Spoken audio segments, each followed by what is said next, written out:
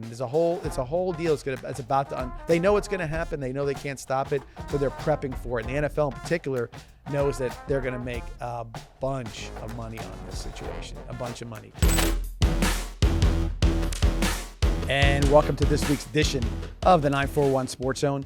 I'm John Massoni here with my partner John Peacock over on the far left, and our special guest for this week, a local. I'll use local legend, Mr. Nick Coleman, former head coach of the Venice Indian football team, and all-around good guy, and somebody who has stayed close to the Venice High School program, and has got a lot of fond memories of his times at Venice High School, I'm sure. Absolutely. Looking forward to spending some time with you guys. So Nick goes back as far as we go back, John. So we have somebody who can actually talk about the things that we know about, going all the way back to when the 80s, with the playing days and the growing up around here in Venice. So we'll do a lot of interesting conversation with Nick here tonight, get him involved in our normal format. And with that normal format, we'll start off with a recap of last week's show with our guest, Josh Grant.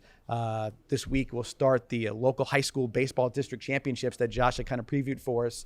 And John, I know it's a lot of excitement anytime there's a district championship for all the sports around all the high schools local. Yeah, and like we said, Craig Faulkner, the way he runs his program, they're always in it. I know they had not the greatest year so far, but the playoffs are here, and that's when it kind of really counts. So yeah, no doubt. And again, he's coming off maybe it's a year that he felt maybe the record-wise a little subpar, but a young team, and looking forward to being on an apex right now for that. And everybody out there, if you're a fan of whatever high school locally in the 941 area code, go out and root on your team, because it's a great time of the year. The weather is beautiful, going to be beautiful all week this week, so it's really good baseball weather. Nick, I know sometimes you go out to some of those baseball games and they're as cold as a football game. Absolutely. Got to get you some hot chocolate.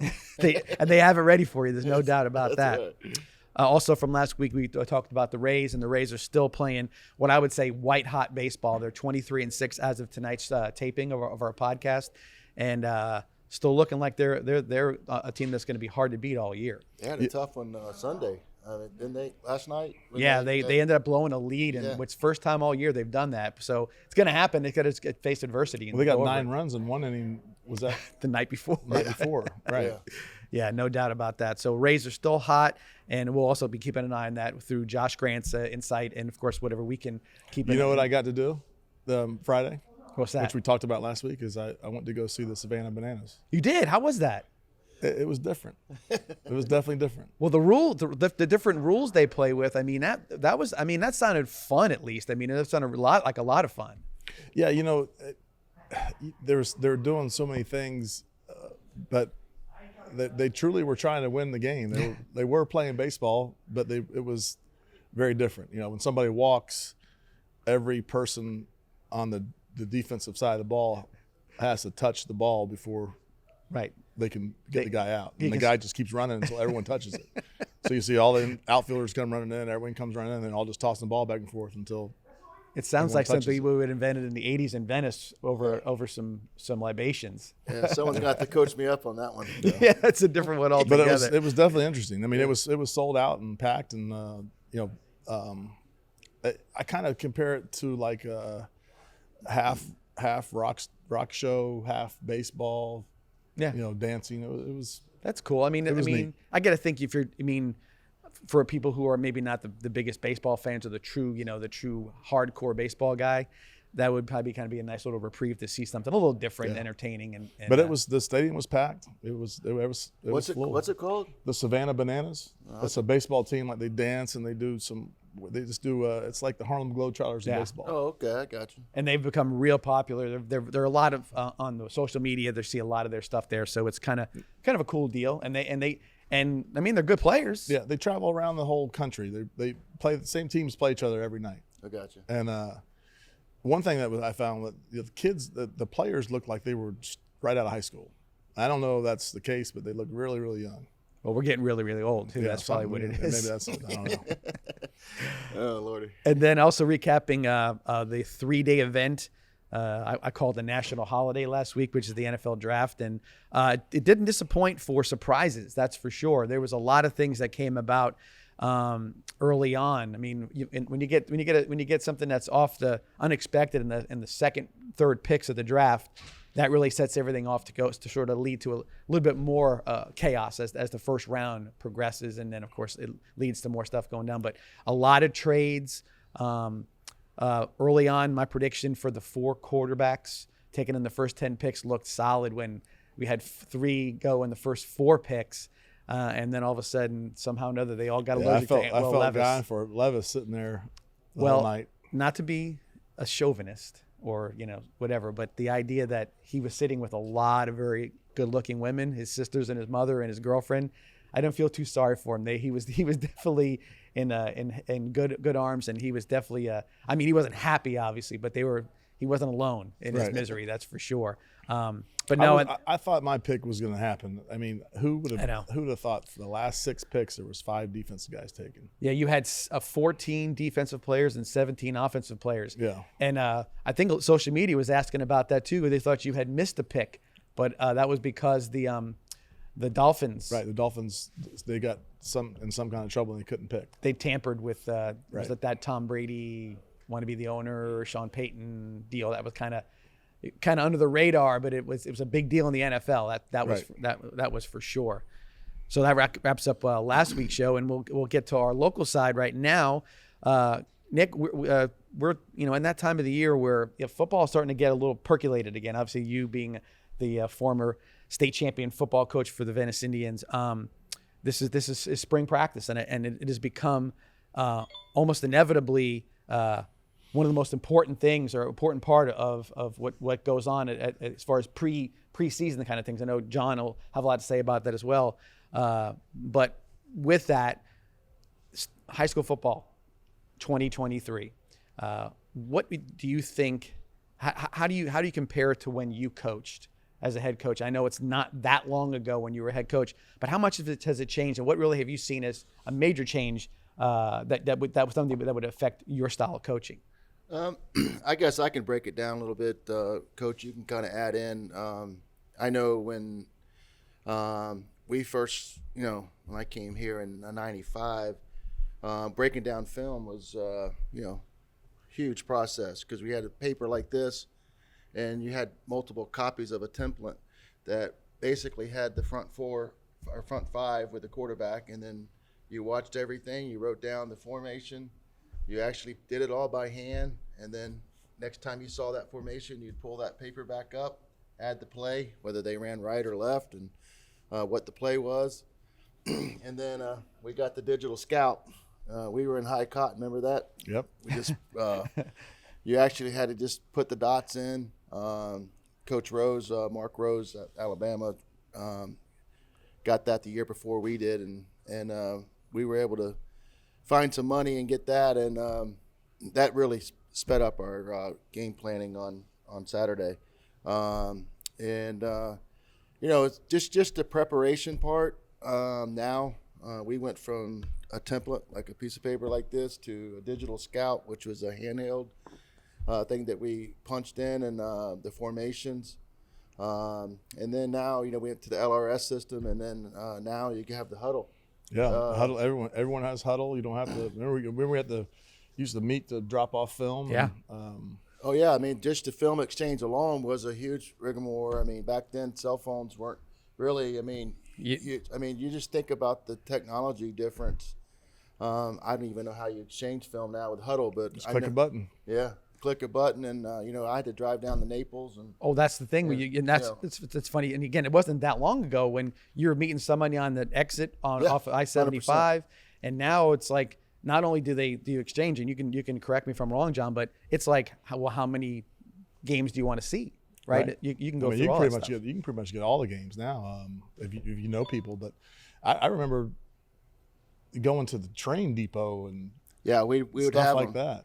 Yeah, we'd actually, if we had somebody in the state that played our opponent, it was a hot game, we would reach out. You guys were great about that as well, and we'd have it come in on the train up in Sarasota. We'd send folks up there to pick it up, and that way we had it. Our whole goal was to get everything in-house by 8 a.m. on Saturday morning. So if I was meeting somebody in Naples, I would want to meet at 7 o'clock, and a lot of the coaches, they weren't early risers. They met on Sunday instead of Saturday, so we'd have to pick and really detail plan that out. And so you think about that. I mean, there's still a lot of time and effort put into the scouting part of it, but now you can see where the preparation, everybody knows you know them, and there's no surprises in a lot of cases, right, John? I mean, that's they're actually trying to pass a rule in the FHSA where basically everybody has access to all the films, so there's no really film exchange. Like, you have all your opponent's films on hand no matter what. I don't see why they don't do that. It should. I mean, I think that's why. I think in college and NFL, I think everyone has access to everybody's film, and really, I think it's something that probably needs to happen because everyone does it anyway. They end up with it anyway. Somehow. Yeah. I know you guys are saying, well, can you call so-and-so? He's got Right. 2 games, and this guy's got 3 games, and then zip, it's right there. Right. So, yeah, I mean, it makes sense for that. But you would think that it takes away some of that odd gamesmanship, if you want to call it that. Yeah, you mean if everyone just has it, just go and get everyone's film. Yeah, no Who cares? doubt. Yeah. All right, Coach, another question for you.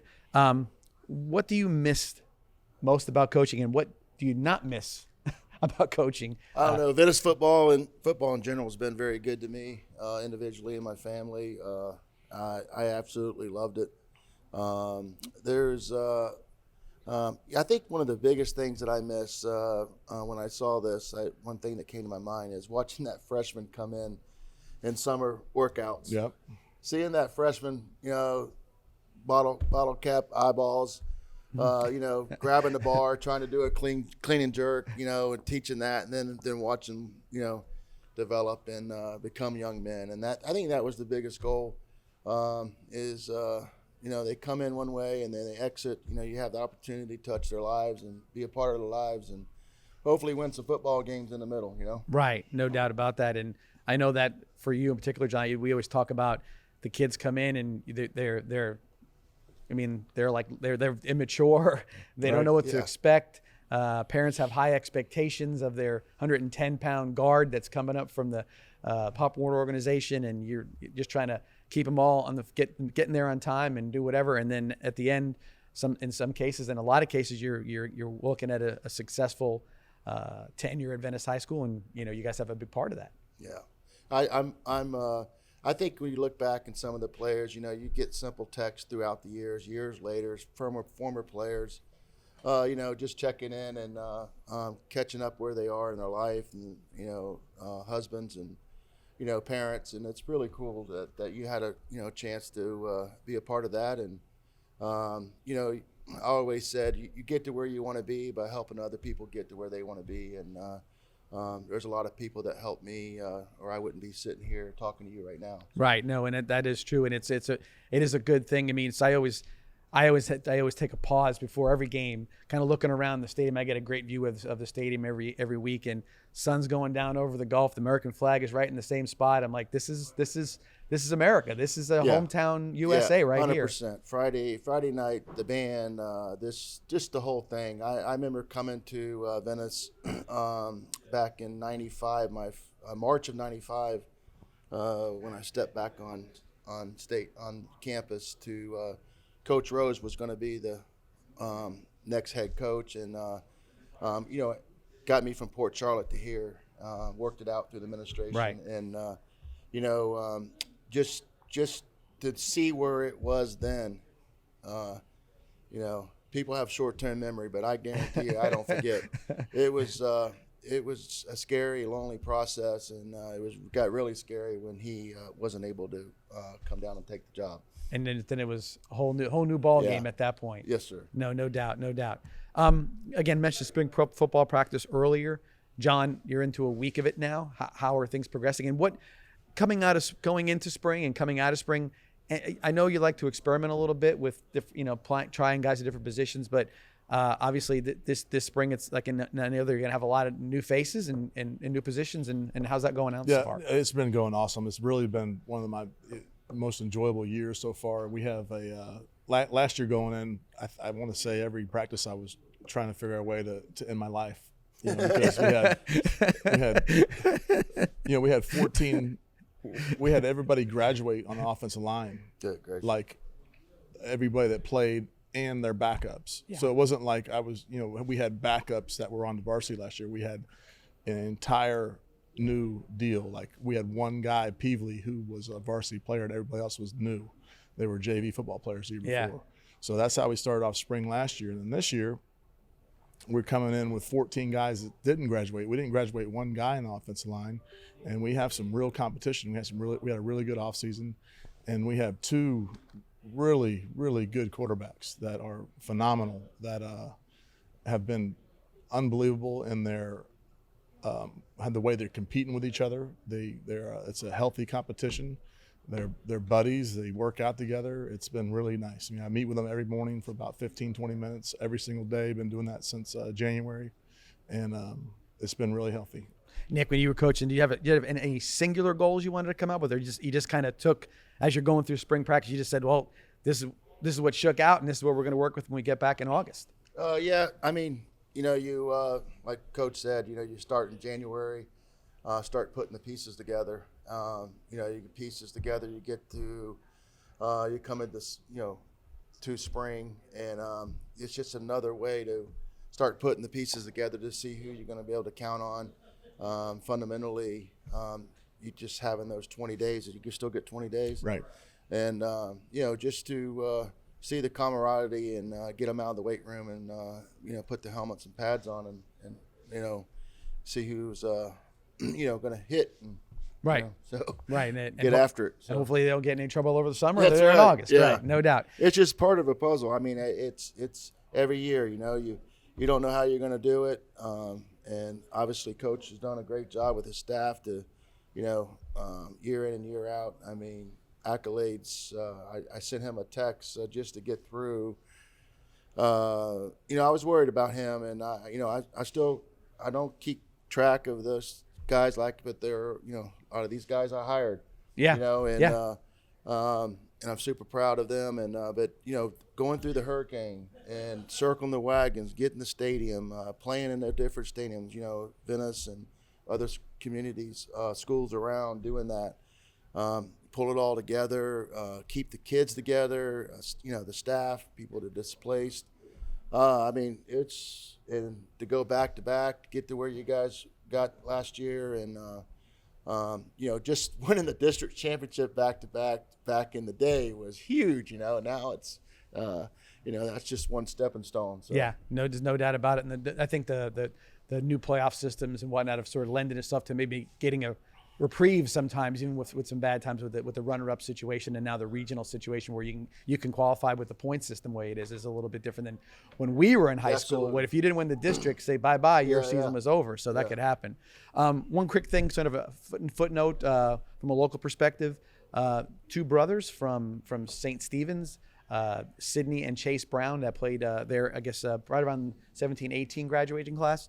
Were both drafted in the NFL. They're out of Illinois. One plays safety, one plays running back, and they got an opportunity to be drafted into the NFL this year. So that's crazy. And man. we've seen that at Venice, and we've seen it in other places. It's got to be for St. Stephen's and everybody up in that area. It's got to be a real feather in their cap, and make them feel proud to know those kids were able to perform like that at the next level. Well, you mentioned earlier that, or before we got in air, that they won two of their the Sunshine State. Yeah, they did. Championships. They were back-to-back champions when they were there. Wow. And I will say this, and during the draft they had one really cool, almost like a 30 for 30, like ESPN does, about their upbringing, and it's unbelievable. They're from Canada, and they were relocated to not Venice, but to the Bradenton area. They were at one point in time, it was the two boys and their mother, and they were homeless. And, wow. And they ended up getting scholarships to St. Stephen's, and they were taken in by a family that was hosted them, and turned into. I mean, it's the success story where they're at, from where they started. Not that long ago, honestly. It was really cool. I'm thinking you're going to see. They played I don't think they played the whole thing, but they played a bunch of it during the draft. I think you might be able to see that coming up soon. It's a really good story, and it's really like not just a good story from football perspective, from humanity perspective. It was really kind of a cool deal. Please share that with me if you see it, because I would love to. Yeah, no doubt about it. If you guys are out there looking for that, it'll be it's Sydney and Chase Brown, and one's a running back, one's a safety, and that's cool. See how they're going to end up. One other thing, Coach, while we're finishing up our local segment, didn't really give you your proper introduction as far as your accolades and you were a coach. John, if you wanted to give him his resume, as far as what Nick I know. Well, I got two questions. One is, when you took over, and you took over at the end of '98, and then you took over your first full year was '99. Did you ever, if you look back now, did you ever think like you would be winning a state championship in year two? Absolutely not. Going back to just trying to win the district championship. Right. I mean, Coach, you came in and 99, March of 99, when you came in the first time and helped fill out the stuff for the recruits. But I came in March of 95, and the weight room, I went in there after school. I finished up my first day teaching, went in the weight room, and it was over the wrestling room now. Coach, it was bad. I mean, it was the whole culture. I was down there with Hatler and, Coach Brian and Casey Coons down in Port Charlotte. We had just redid everything down there, and I was like, wow, we got a lot of work to do here. It was bad for a while. I mean, it was brutal. And the winning mentality, and but the kids just really started soaking things up like a sponge. I mean, we couldn't even get access to the weight room, so I implemented a 5:30 workout. Coach Siegel did some of the workouts during the summer school when he came on, but yeah, I remember the 5:30. Those were rough. Yeah, the 5:30 workouts tough, but I tell you what, a lot of those kids, they all showed up. They showed up, and sometimes we had to start workouts over just to build that culture. Right. We'd get halfway through and have to start over. But to win the state championship the second year, absolutely not. I mean, I knew we were going to be a good, solid football team, but I didn't know that we could run the table at 15-0. And it really got close in 02 and 03, like just really. I want to say it's 03 or 02. We were 02. one game away at Naples. Yep. Because they went on the state championship and blew somebody out. Yep. And our game was 7-0 with them, and then 03 was Orlando Edgewater. Edgewater, golly, those guys were huge. Yeah. Man. And that was we were really close. We were right there. Yeah, I mean the expectation for Venice. I mean, I have to tell you, I used to kind of take it personal when I was now a Venice High School football coach, and everybody would brag about that the powder puff was the biggest gate in the house, Right. And that kind of bothered me, but everybody thought that was funny. And I mean, I remember. Well, not when you were there. No. Before you were there. Yeah, right before I got here, And they would talk about it, and when you wear the green and you play here, and you start paying the price for the kids, and the kids took some ownership in it, and we got some great coaches. You and Coach Powell came back and helped out, and Coach Brown and Rashid. Well, I learned an awful lot about running a program from you, and obviously I have my own spin on things and do things, have my own twist on things, but. I mean, I learned an awful lot about you and how you run a program. There's no question about that. You did it the right way. There was never a doubt about that. So I had, and my next question kind of leads on. My next question is, there's a Hall of Fame in Venice, and for some reason, you're not in the Hall of Fame. Do you know why, or can you explain that? You know what? You know what, Coach. I've, I don't know. Getting those texts from the Father's Day from those players means a lot. Right. And I don't know who's involved in the Hall of Fame selection and how that works. All I know is when I put my damn shoes on and went to work at Venice High School, I did the best for the community. Right. We turned it around. I think there's no doubt about that. But I don't know what's the measuring stick, Coach? Well, I'll tell you this just real quick. So, everybody maybe doesn't know Nick, but Nick's 1986 graduate Venice High School football player. So you go all the way back, so you're not just a carpetbagger who rolled into town one day and threw. You're a Venice guy through and through, which is a big deal. And I know obviously this 2000 state championship is something else. You were also the state coach of the year that year as well. And your record and what you did in regards to some of the things you're talking about as far as the rebuild is concerned, where there was a point in time, and we go back to when we were in school. Venice was a big deal with football, and then it was you didn't you never would say anything in regards to Venice not being up there. And then there was a bit of a lull, and you were coming out probably some of the darker times from the football program as you were coming in as an assistant coach and then going on to be the head coach. And so there's just that's just a piece of what I think your resume is. Yeah. And as far as why and where, I mean, I think sometimes there's the. Well, I did a little research. Yeah, I did a little research. Yeah. So the criteria to be on it is you have to be 25 years old. Which you got that. you got. I think. Well, you're almost going to get that 3 times. That's right. Right. You must have a Venice community connection and contribution to Venice athletics. So that's obviously in place. And then the other one must be a good and be in good moral standing, which I would think that you would be in that as well. And I looked at the board members. The board members are Mickey Lawrence, Bob Vetter, Greg Miller, Dan Parrott, Wayne Hall, Danielle Tanica. I think she's not on it anymore, and Grady Huff. And I mean, I'm looking at that list, and I'm thinking those are people that supported you while you were here. So it just always kind of blows my mind. We talked about the state coach of the year. I mean, Brian Wheatley just got the state coach of the year for the first time ever this year. Right. You know what I mean? He's been coaching a long time. Yeah. He has won a lot of championships. He just got it. So I don't know. I think that I'll tell you what I think, honestly. I think it's one of those things where if it's brought up to somebody, they say, "What? What do you mean?"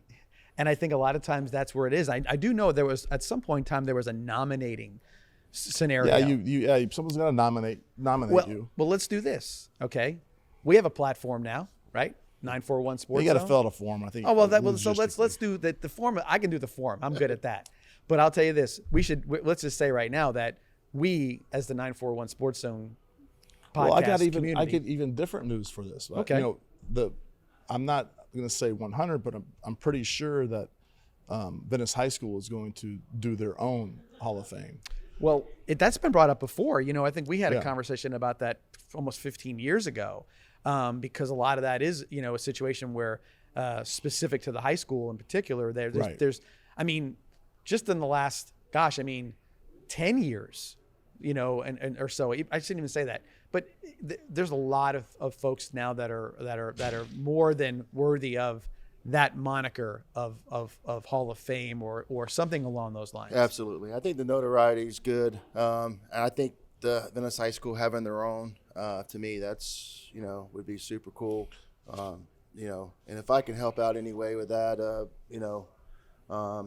get an extra set of eyes. Well, and therein lies the true Venice person. I'm here to help kind of thing. Yeah. To me, I just feel like Coach kind of kicked the whole thing off. I know Wheatley had one in '98, but in 2000, when you were the head coach and we won it in football, it kind of like propelled like a culture in our school. And I want to say there's 17, 18 state championships now. Right. You know what I mean? And you're right when you say that, because for years it was like, can we do it? Could we do it? And then it happens. And when it happened, it was an explosion 100%. of confidence and energy and all that. Right. The culture was it's always been a good community. It was been fun. It took 17 years later to do it again. Yeah. It's not something that's easy, I promise you. It's not. And that's one of the things that I was telling you in that text earlier, that to go back to that. I mean, that's, at the end of the day, come on. That's super strong, and fight all the adversity to get there, was amazing. So, I don't really know, Coach. At the end of the day, that they put the 2000 bunch in there as a team, and I don't know. Well, I think it's a shame. I think it's criminal, especially when you look on. And I don't want to downplay anyone that's on there, but especially when you look on some people that are on there. Well, exactly. And I was going to make a comparison. I'm not sure if you're going to like the comparison, but to me, you're how Urban Meyer is with the University of Florida. Urban Meyer is the only person that fills out checks all the boxes in their criteria that's not on that hall. Wow. So to me, I think that's you're in that same boat. You're the most glaring omission at this point. Yeah. So, but again, I will declare it now. 941 Sports, and we'll make sure that we get that whatever needs to be done to get him nominated for the next round. Yeah, of the because Hall of Fame. I just think that's criminal, and it just. I absolutely appreciate that, and we all know what we do when we go to work. Yeah, I just think just my recognition. opinion on it is, if someone like you's not on it, and what you've done, what's the credibility of Well, it? What does it mean? Absolutely, yeah. Yeah. No, so yeah, I appreciate it. We'll definitely get that done. With that, we'll take our first break of the night here on 941 Sports Zone. Come back and talk about some things that are going around the state of Florida for some sports when we return here at Douglas Jeep for our next portion of our show. See you back here in a bit.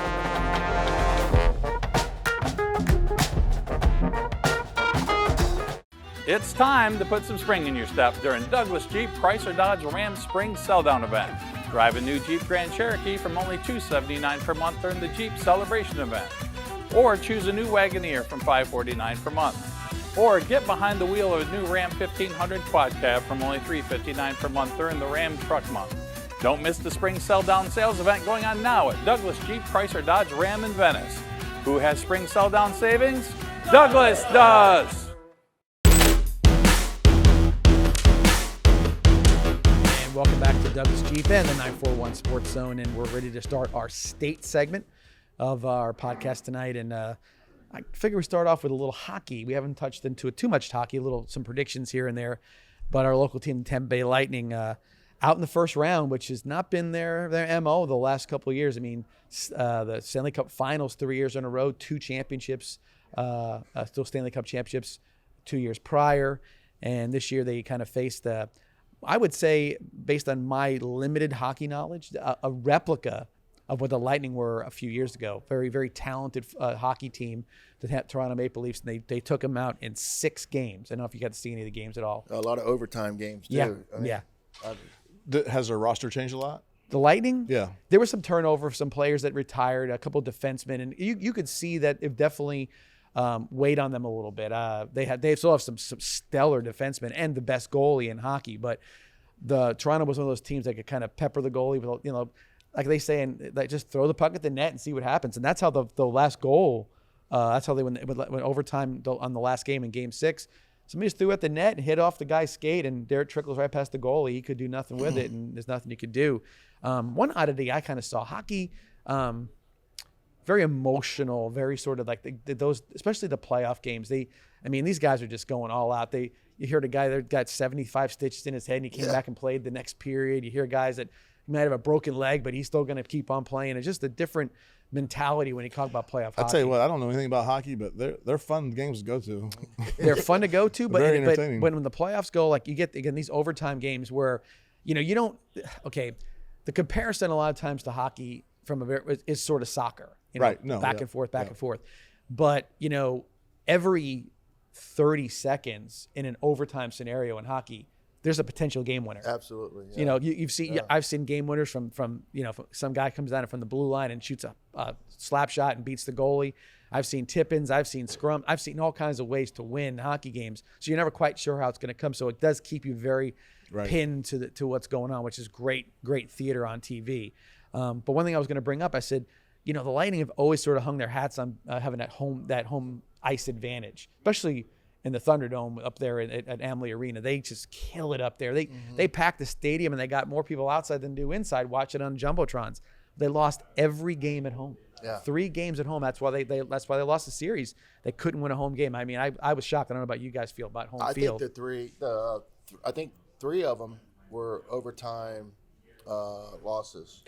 And overtime losses where they were up by a couple of goals. And had to come back. So it was definitely something that was peculiar to say the least. But salute to the Lightning. I mean, you're almost playing. You've talked about with the NFL, like you see, like how the Patriots were coming back and they play so many games more than everybody else. But in hockey, you're talking about they have to win 16 games to get in. They could play as many as 28 games, I think it is, they can play. Right. And that's another quarter plus of the season that they're playing. And you do that 3 years in a row, you've played one extra hockey season before compared to everybody else. Right. When you're getting back there. I saw Miami beat the Boston last night. So we'll bring that up now. So another thing it's sort of national, but we'll bring it up since you brought it up. There's another thing that you talk about. They mentioned how when you had the best record ever, leading into it. Patriots 18-0 going to Super Bowl. Yeah. They mentioned the Seattle Mariners one year, 119 wins, most ever. Didn't make it. Didn't just lose. They didn't make it to the next round. So Boston Bruins, veteran team, tough, gritty team, came out and had the most victories ever in the NHL. The one was called the President's Cup for the best regular season record, and there's a point system for them as well. And came out, and Florida Panthers came out and they were down 3-1. Boston had them 3-1 down. Yep. And they came out and they won 3 in a row. And last night's game, they were down 1 goal with a minute left in the game, scored the game tying goal, and then won it in overtime 3-2 to take out, what everybody was considering the team to beat, right, bar none. So it was phenomenal. What a phenomenal again, great theater. And you've had last year's winner, the Colorado Avalanche, also lost last night to a second-year team out of Seattle Kraken. So there's a lot of interesting things, and it just kind of melds into that excitement of you never know what's going to happen in playoff hockey. So that's what's going on with the Lightning. We mentioned earlier the Rays. Out of their minds, 23-6 right now. About to start playing a good Pittsburgh Pirates team, as a matter of fact. Pirates and Orioles are two of the other teams that are playing surprisingly well. I don't know if you got a chance to see the Rays. The Rays were batting average, team average is like 288. It's way up there. Yeah, that's incredible. Yeah. And that was always the problem, Nick, with the Rays, that they were always a pitch first, defense first, and some timely hitting here and there, crafting together. John got a whole, a quick crash course on analytics. Yeah, analytics, yeah. In baseball and how the Rays go about their business. But I think a lot of us do now that. Not only that, analytics on all, like football too. I thought you just had there's the book, like, hey, here's the analytic book, what you do on third down. Yeah. But everyone has their own book, obviously. I don't know. I need to talk to you about the analytics of fourth down and short. Well, he breaks the mold when it comes to that. Yeah. No doubt about that. 100% makes me nervous. Well, ask Coach Shannon about 4th and 5 at the 50. At your own 20. No doubt about it. Sometimes you got to go with your gut, brother. That's right. That's when he's sitting on the book. He ain't looking at it. That's for sure. Play blackjack with you. But the Rays, obviously, if they can keep this up, you'd hope they don't have that same jinx that the Boston Bruins just had. So if they have one of those stellar years where they're just killing it, and then somehow the little engine that could comes up and beats them in the first round. Right. You don't want that to happen. Yeah. So again, Rays are out there playing great. I know there's tickets available for every Rays game, and there are a lot of affordable tickets. I'm going to go see a Rays game this year. I do. I want to see that because let me know. I'll go with you. Like what Nick just said, I want to see it too because of the hitting. Before you're like, oh well, they might limp to a 2-1, 3-4, 3-1 game. And I haven't been to a game with the new rules either. It might. Yeah, I think that'll be. So you're right with the pitch clock more than anything. I've watched it on TV, and you see it counting down, but you're going to be you can't help but watch it because you're going to want to see if that guy's not getting that pitch off or what's going to happen. Right. There's a penalty to that. So imagine being in a situation. And the pickoff rule. that's great too. Go back to the playoffs now. Okay. 1 second. What is the penalty for the clock? So if you have to, the pitcher has to pitch it within 20 seconds of the last throw. Really? If he doesn't throw it before then, it's an automatic ball. No, it's a ball. If the hitter has to stay in the box. If he's not ready to hit at like the 8 seconds left in the pitch clock, he gets an automatic strike against him. Good. Has that happened? Happened. Yeah, it's happened quite a bit. Now, and then if it goes into overtime, they put a fella at second base, like if it goes extra innings, right? Yeah, you start off the 10th inning with a man on second. Oh, hey. And then they, of course, the other team gets their chance up when they come. The same thing happens, and because I think there was the concern was that baseball can be infinite. Yeah. There's no clock setting on it, and because of the analytics, so to speak, of saying, well, we'll put a lefty in for this guy and a righty in for these two guys. The games are turning into 3-4 hour events, as opposed to the old days when it was a 2 hour and 10-minute baseball game. And Josh Grant had said how now the games has been shortened down to, I think the longest game they've had was the Rays was 2 hours and 40 minutes, and so they're getting less and less. The time is going, and there's actually more offense because of it, because you're not having these sort of long delays and all that stuff. So it's lent itself to, and the one you liked was the throw over to first base. Yeah. You only get two. You can only try to pick the guy twice. So after your second one, I mean, he can lead off as far as he wants. Right. Just take off. Right. We said that Ricky Henderson would have 1,000 stolen bases. Yeah. He'd be like, throw, I'm out. That's right, He'd walk down to second base. Yeah. So that's that's a quick thing, but there's some nuances to the game that really picked it up. One other thing I wanted to bring up in regards to touching on the draft. Obviously, as the state of Florida, we hang our hats on our great high school football here, and of course that leads to the great state college football teams. Back in the day, it was the big three, but I guess you got to kind of throw UCF sprinkling in there, and if USF can get their act together, they'd be the number five team as far as big programs are concerned. Sure. Players drafted, and back in the day, it was like you see it now with Georgia this year more than maybe even Alabama, but that'd be like Miami. In the old days, right? Yeah, and then FSU was right behind them, and then Florida was right behind them. I want to say there was a point in time where either there was, and it could still be that way if everyone stayed at home. UF, Miami, and Florida State, like there was consecutive years where they each put a guy in the first round every year, like for so many years. That's strong. This year, players drafted from the state universities. Now use the big four as the ones. I'll go from backwards up. UCF had none. 0 players drafted, and listen, arguably they were the second, or they're one of the better. The That's best surprising. They didn't have anybody. Huge. That's surprising. I'm totally surprised. FSU, was bigger surprise to me. 1 third rounder, Jamie Robinson of the safety for them at Florida State. University of Miami had 3, and the 6 and 7 Florida Gators had 6 players drafted into the NFL. One guy going number 4 in the draft overall, Anthony Richardson, who obviously a lot of question marks regarding him, but the talent shines through to those people. Did they bench Richardson during the season? Not this year. Last year, he floated back and forth with Emory Jones, and that was sort of a Dan Mullen. Right. Not couldn't figure out what he wanted to do. Where did Emory Jones go? Arizona State. Did he get drafted? No. Was he a senior? He would have been. I don't know where he lands. I can't tell you that either, because I know that with the pandemic, they got an extra year. Right. I don't know if he fell into that extra year, if he did or did not, but I know he was at Arizona State. Did he have a good year? He was marginal. Right. I would say he did. I'd say he probably played exactly the way he played at Florida. Yeah. Which was marginal. Those numbers. So we talked earlier. There was 36 kids from Florida that were picked that got drafted. That went to high school in Florida. At a 259, so that's over 10% of the draft. It was the largest, they had the most draft picks of any other state.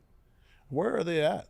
Why aren't they here? Well, Nick, I'm sure you watch a lot of college football as much as we do, and you can pretty much watch any football game. If you went scan through there and you catch the game at the beginning when they're showing who's playing what position, if they're showing where they're from, most every Power 5 team in the country, even the ones out in California in some cases, have a Florida kid on their team. Absolutely. Yeah. Florida and Texas, yeah. And I mean, so I'll ask you, I'll pose Well, I guess I can answer that question, because we had Elliott and Damon, who were very high recruits, and I don't think they even considered a Florida school. I want to say no. I don't think they even ever. There was thought no consideration by either of them to. I don't even think they visited. I know. Well, I shouldn't say they maybe did an unofficial visit to some of those schools, but I don't think it was ever a consideration for them to attend a Florida school. And that's the thing. I mean, I screamed about this going back 15, 20 years ago when I watched all the big schools. All of a sudden, they're like, "Hey, I'm going to get it." They're trying to get the quarterback out of Walla Walla, Washington, and they want to get this offensive lineman out of Greenville, South Carolina. And I'm like, wait a second. I watch players, when we play in state championship level competition, you the same. We're doing it like now. I'm like, that's the guy I want. Yeah. Why would you go after all these miles and trying to find? I guess I know you want the pinnacle of all players, but when people are coming to your state to recruit, and it's Ohio State and it's Alabama and it's Georgia and all those teams that are perennial powers, why are we going somewhere else to recruit? I would lock it down. University of Miami, you guys know this, 80s, early 90s, going into 2000, they just locked down Miami. Yeah, 100%. That's all you have to do. Yeah. Put a circle. You know the players there. What, maybe up as high as Stewart. It said I-4 down. Yeah, go over to Okeechobee and get all those guys in Belglade and all that place, and you got yourself a football team. When I was in high school, like if you were from Florida and you got offered by Florida or Florida State or Miami, you were going there. Absolutely. You weren't thinking about Ohio State or Alabama or anyone else. I mean, if one of those big three offered you and you were a player in Florida, you were going one of those places. Yeah, I think some of the players, I don't know what year it was, but, Florida, Miami, and FSU, let's just face it, when they were strong back in the heyday, I mean, that made college football so much fun, And I think that their depth chart and players started navigating their way to other parts of the United States because they just knew they're not going to play until maybe their junior year. And the leaving of Bobby Bowden left. Yeah. 100%. Spurrier left. That's a great point. Yeah. Miami had a bunch of turnover. I mean, how many coaches has there been at Florida since Spurrier? That's exactly the problem. You had except for the Urban Meyer 5-year tenure that he had, it's been a revolving door of coaches. Yeah. And what I found interesting is that Florida State too. Yeah. Miami. What I find interesting is that all these guys, when they show up, highly touted. They're not people that they picked off scrap heap. These are guys that come from other programs, successful name guys that coached with other coaches and had success. And the pressure of performing at FSU, Florida, Miami seems to kind of make them crumble a little bit. Jim McElwain gives an example. He seemed like a good guy. Seemed like he had all the pedigree in the world. Nick Saban, assistant coach. He came to Florida and looked like he just crumbled under the pressure of what was going on around him. Like it was too much. Well, they want it done quick, and And if I think they need to give these guys more time, I really do. Well, we talked about that before. Yeah, and me there being, needs to be a little loyalty on not just the university, but on the coach too. I mean, because it's either one or the other. Like either the university doesn't give the coach enough time and fires him, or the coach does well and leaves for the next best job. Yeah, 100%. Well, 100%. I'll stand for the fan real quick. A lot of times the fan pressure is some things that people don't like. Coaches like they hear the voices around them. It's okay to when you're trying to figure things out. Like let's say like Florida last year, 6 and 7 football team. It's frustrating as a fan to look at it and say, man, these kids, why are they not performing? What's the situation? Culture changes taking place. There's a lot of things that are going on behind the scenes that nobody knows about.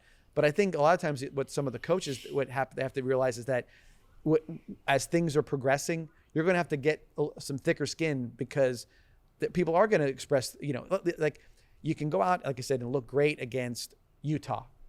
They, top 10 team, and that you do look, and then but you play poorly. I mean, like it looks terrible the next week against Kentucky.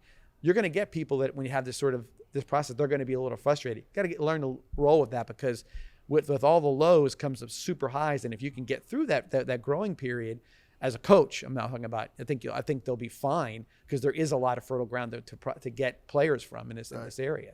So hopefully that's what that's. Got to give them time, whoever it is. I just think the fans has to understand they don't know what goes in the whole program. You can be a fan, and I get it. I'm a Bucks fan, and I've been through some up and down seasons, and I cuss them and love them and all that things. But really, to have an opinion and to be a validated opinion, if you don't know what goes on from the lights come on in that organization to the lights go off, it ins and outs, all the different things. Like Coach, he shows up on a Friday night, he coaches, he's evaluated on his team and the scoreboard and how they take the field, the discipline, the penalties, and all this stuff. But they don't know what happened during the week. They don't know what the steps it takes to build. It's like the person that owns this organization here, Douglas Jeep. You think about it. They're evaluated, but they're not evaluated like these coaches are in a where we putting everything out there, and you make yourself super vulnerable. But it gets on me when I hear people gripe, and they have no idea all the little things that are involved. I'm talking about from the Gatorade to the trainers to the travel, the the meals, the breakfasts, the Februarys and Marches yeah, and Aprils. Yeah, exactly. The the recruiting, the times on the phone, and film watching. I mean, it's very, very, very. I know. I've been there. Yeah. I can speak on behalf of the high school coaches, what they do, what they go through. It's a daggum grind, man, from start to finish. And if you're not in it for the right reasons, and you're going to be exposed quickly. John was it 2 weeks ago, 3 weeks ago? What was bugging you about tell Nick, what was it? 8 local high school coaches were 8 were let go this year. Yeah, were fired this year. Yeah. But the one we brought up was the Miami Northwestern guy was fired. And he's won 3 state championships since 2015. Good gracious. And then the last 3 years he was knocked out by the eventual state champion in Chaminade, Central. Miami Central. And then the year before that was the one with all the schools all over the place. American Heritage. Yeah. 3 unbelievable football teams. Yeah, no doubt. So I mean, somebody's got to win them. Yeah. Yeah. It's like I said, like Nick said, it's like what happened one in 17 and then in 20, then not again until 17. It doesn't. You don't start winning them and just you get pixie dust on your head and you can do it over and over again. So I didn't mean to get you off track. No, that's perfect, man. You did exactly. Yeah. We're good. We're definitely good. With that, we'll take our second break of the night. Come back and talk a little bit about some national news, some things that are out there. They got a big horse race coming up sometime on Saturday. I think you might be aware of that one. So we'll see how that was going. We'll be back here. We'll talk a little bit about the Kentucky Derby when we return to Douglas Jeep on the 941 Sports. It's time to put some spring in your step during Douglas Jeep Chrysler Dodge Ram Spring Sell-Down Event. Drive a new Jeep Grand Cherokee from only $279 per month during the Jeep Celebration Event.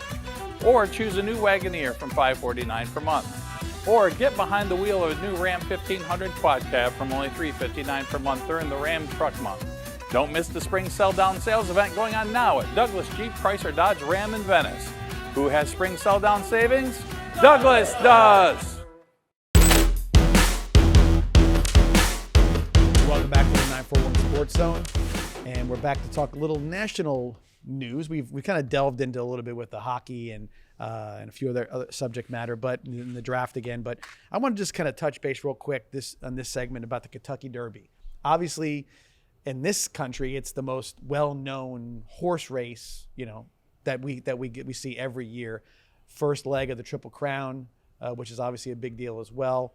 But it does come with a lot of pretty cool traditional things. I mean, obviously, there's all the pomp and circumstance of dressing up and women wear hats and the stuff like that, mint juleps, all the things that go along with it. Very, very kind of fun fanfare. I've heard people who've said it's absolutely one of the best things they've ever been to. Got one of our folks here, Josh, a part of our Vibrant Aspect Media production guys, who's going to be up there this week, and he'll come back with lots of good stories. You're going to the race? Are you in the infield? I'm not sure where I'm going to be. You're probably in the infield if you're not sure. Awesome. Well, that's where you want to be. That's where you want to be. Yeah. You want to be in the infield. That's be. for sure. Well, every year I usually have a little get together. Yeah. And we put the horses, the numbers in the hat, and you pick. You pay $5, you pick a number. Right. Whatever you have is what you got. And I remember last year, Wheatley picks 20.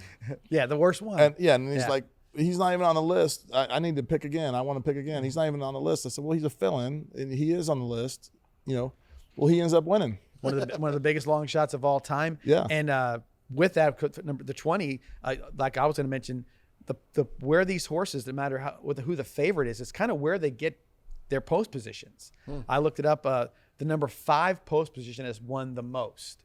And so usually the rail is not always the best place to be, though it's the shortest run to kind of get squeezed out. And then being way to the outside is not always the best place to get to run a little longer. But in that case, it didn't seem to matter because that horse he didn't care. He didn't know he was running. Like, I'm in. He was kind of upset he got woken up. He was taking a nap and like, hey buddy, you're running. He was kind of upset. I'm good. He put it out on his players. This year, the horse by the name of Forte, I think is how you say it. It's Forte is the favorite, 3-1 odds, followed by Tapit Trace and Angel of Empire. So that's your your favorites this year. And again, fun to see it, but a lot of this with horse racing in particular over the years tied into sports gambling, which is now a gigantic part of what goes on in all sports. I mean, the NFL, everybody's getting prepared. I think it's always been gigantic. Now it's just legal. Right, but it's going to get bigger, because what's going to happen is you're going to be able to bet on things in the games. I mean, they're getting ready with all the new stadiums that are being put together, and the remodels are all about, this is where you can go do your bets. This is where you can go do your bets at some point in time. Stadiums like, you talking about like professional like football stadiums? Professional football stadiums are going to have like betting places, and it's a whole deal. It's about to they know it's going to happen. They know they can't stop it, so they're prepping for it. And the NFL in particular knows that they're going to make a bunch of money on this situation, a bunch of money.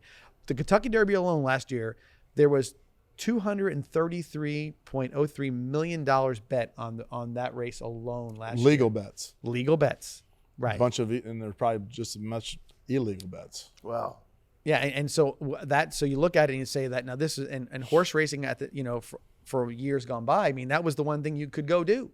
You went to the track, you bet on the horses. Dog tracks. We don't have the dog tracks down here, but horse racing, that they were all over the place and lost a little bit of its luster, I guess you would say. I mean, the horse racing is still, pretty. I think it's regional.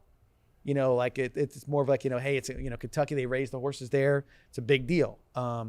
They go out there, Maryland, they have the Preakness, and then of course in New York, they have the Belmont. Belmont, yeah. So, but I mean, I imagine that with horse racing in particular, it's going to get more popular as the gambling gets okay, because that's where they're going to be able to do it. Right. No, they go right to those tracks. So those tracks will become places to go to again. And I think sports gambling is going to be a huge part of what you see in the fan experience. Still not legal in Florida, though. No, and that's what I mean. It's like you say to yourself, well, where is it going to be? When can it start? To me, I think it's just a matter of time. With DeSantis that it's not legal. Well, eventually, like anything else, like marijuana and everything else, eventually it's you like, carry a gun now. You can just go buy a gun and carry it around. It's money. There's money involved. Usually people are going to clamor to it. So there's no doubt about that. So, yeah, Kentucky Derby Saturday. Usually post time is about 6:30. So it's usually dinner time. And maybe if you're having a good party, it is a fun time to eat dinner. It is a fun time. It is a fun time. Yeah, and again, a lot of people are more into the pomp and circumstance as opposed to anything else. Well, especially getting over with the pandemic, where they can actually get back to normal. Right. I mean, because all those races, that's close quarters. There's no spreading out. They're packing them into the infield. They're packing them in all over the place, and it's a pretty cool thing to watch on TV. With that, we'll take another quick break here and come back, and we'll get into our very popular What's Bugging Me and prediction segment of our show. We'll be back here at Douglas Jeep to wrap up this week's edition of the 941 Sports Zone in a few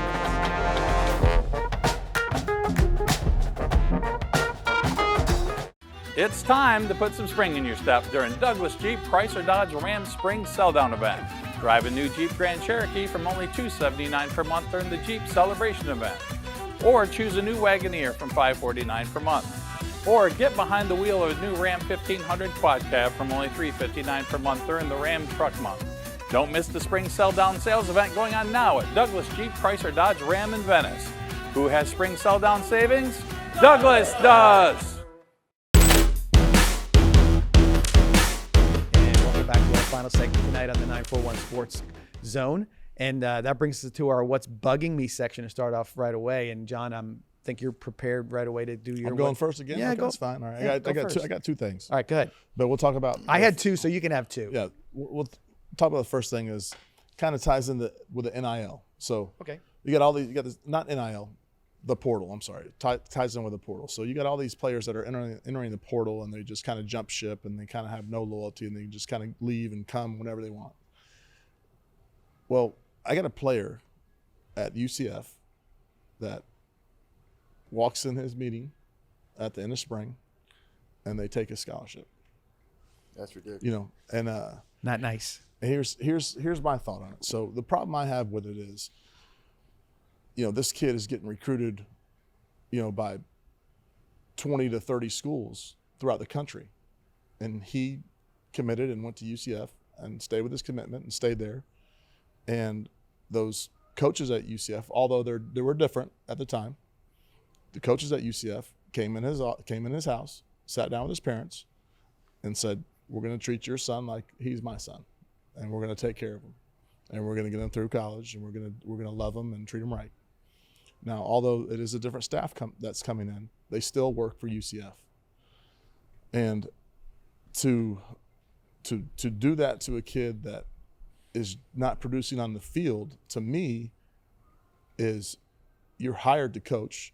You're hired to coach that kid and to get him better and to get him on the field so he can play. Now, it's one thing if he does something wrong and does something to embarrass the program. I'm with it. I get it. But that has not been the case. So that's really bugging me right now. And although every year, every scholarship is a 1-year renewable, that's been that way for as long as I can remember. Yeah, a lot of people don't know that. They think you get 4 years and that's a guarantee. It's not. It's kind of an unwritten rule, though. Yeah. If you're not doing anything to embarrass the university, like you're good to get your education as long as you don't flunk out, do something to embarrass the school or do anything like that. So that's kind of bugging me, and I think that it's kind of, teams are kind of hiding behind that fact because of the portal, and everybody's leaving. So a kid loses a scholarship, what's he going to do? He's going to jump in the portal. Well, in this case, the kid just has to retire. Now he's a 1 year short of getting a degree, and he's not going to get a degree. Right. So that bothers me. Yeah. And the second thing, already touched on a little bit, is my man Nick Coleman's not in the Hall of Fame. Yeah. Come on. Well, that one we can. I feel we can rectify. Yeah. No doubt.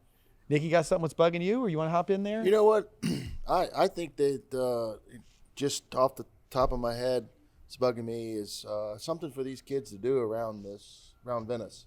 Okay. They take the bowling alley away. They take all the fun things. I mean, what do the kids do? I would like to see them have some, quit building some of these pickleball courts and maybe put something together for, where these kids can have something to do. No doubt about it. Maybe like just a putt-putt place or Absolutely. something, an arcade or, Yeah. I know that and Lakewood Ranch, they have the Tiger Woods, Pop that's stroke. really, really popular. Like something for them. The skating ring's gone. Everything's gone. Well, You're right. You drive around, I don't know, just kind of can't. Yeah, there's nowhere to kind of just say, let's go pick up and go somewhere, and then the town's getting bigger and bigger. It's getting more spread out, and there's less and less ideas on where to put for the kids to enjoy. It just seems to be where it's, build up a gated community, stick it on this piece of property, and off you go. So, yeah, I definitely hear you on that one. For me, what's bugging me, and go back to the draft, I'm getting a little tired. It's sort of like it's almost like comical at this point of the Roger Goodell bro hug with every player that comes out every single time. It's like, do they really know each other that well? I get that player is super excited, and he's got his family back there a lot of times in the first round. Sure. But some of it's like, it's ridiculous. Some of that. They're hugging each other, carrying him around, and he's doing this and whispering stuff in his ear. What is he telling them? What are they talking about? What could be so? Maybe they have a little pre-draft conversation, but man, I don't know if I would want to be running up and just jumping all over Roger Goodell and him up in my business either. It just seems It seems played. It seems to be almost over the top because he's not a popular figure amongst the fan base. Because when he comes out for the draft every year and there's 100,000 people standing in a field in Kansas City and 90,000 of them are booing him because of his reputation in the NFL, maybe it seems a little too designed, too Hollywood for him to be getting hugged on every time instead of getting booed every time. So a little tired of seeing Roger Goodell and his sort of hugging on everybody and whoever it is. It seems a little played out to me in particular. With that, predictions, John. What do you have for predictions tonight? All right, so I'm going Lakers in 7. Okay. Is one of my predictions, and I'm going whatever horse is in post 13 is my pick for the Derby. Well, I will say something real quick about the Lakers. So while we haven't really touched on the basketball playoffs too much, they couldn't have asked for better matchups. No, you're right. You get the Knicks and the Heat, which goes back to the 90s when that was all a big deal. You get the Celtics and the 76ers, which again are two major teams with players, and it's going to be a heck of a matchup. You get the Nuggets and the Suns, which the Nuggets are they've been the best team in the West regular season for a little while, and they got the league MVP, 2-time MVP, who nobody knows about. He's just they say, what you mean the league MVP is not LeBron? No, it's Djokovic. He's the guy from Denver playing against a Phoenix team that's been sort of built around a couple of good young players in Devin Booker. And now Kevin Durant hopped in there, and again, and you got the marquee of all marquee matchups, the ones you just picked, Lakers and Golden State, which is going to be phenomenal. Yeah. Phenomenal. Nick, prediction? I have to go in 7 with you, Peacock. Lakers in It's 7. And any horse you thinking about? What position you're looking to go for in that one? We talked a little about number 11 for you. Yeah, I'm gonna consult with my daughter Emily. She's into horses, so but right now I'm sticking with 11. All right, he's saying 11. Yep. I'm going to say post position number 5 for me, whoever lands in number 5. So 5, 11, and 13 are definitely Trifecta. Yeah, no doubt. box it. Yeah, that could be your trifecta. And if you want to throw an extra one in there, you can. Yeah, we know a little bit about that stuff. We don't have the dog track's been long gone. But we know how to do that. We know the vernacular when it comes to all that stuff. My prediction going to be a local prediction. Venice High School wins the district championship Awesome. in baseball. That's So a good- VHS is going to be district champions. And they are not the favorite. No, they're not. They are far from it. But they have to win, like Josh They Grant have to said, win to it, make it to get in playoffs. there. So I would be. I think there's going to be. He's probably got his pitching staff all lined up. Yep, there's He's no doubt seen about it. everything about it. So I'm going to ride that horse to the district championship. Yep. Venice High School wins the district championship. With that, we want to thank our very, very special guest and great friend Nick Coleman for coming out here tonight, Coach. We're gonna have you back here again. Yes, sir. But next time you come here, we're gonna be calling you Hall of Famer Nick Coleman. All right, let's do it. And we'll get that done for you for everything as well. So with that, thank you to you, John, again, like always being here for the 9 for 1 Sports Zone. Thanks to the Vibrant Aspect Media guys. Thanks to Monty. Is Monty still around? Did he leave? He went to go get dinner. Oh, there you go. Well, Monty's out That's where I'm doing going. some good stuff. Thanks to Monty and Douglas Jeep staff, as always, having us here for the 941 Sports Zone. With that, we'll see you guys next time here from Douglas Jeep 941 Sports Zone. See you then.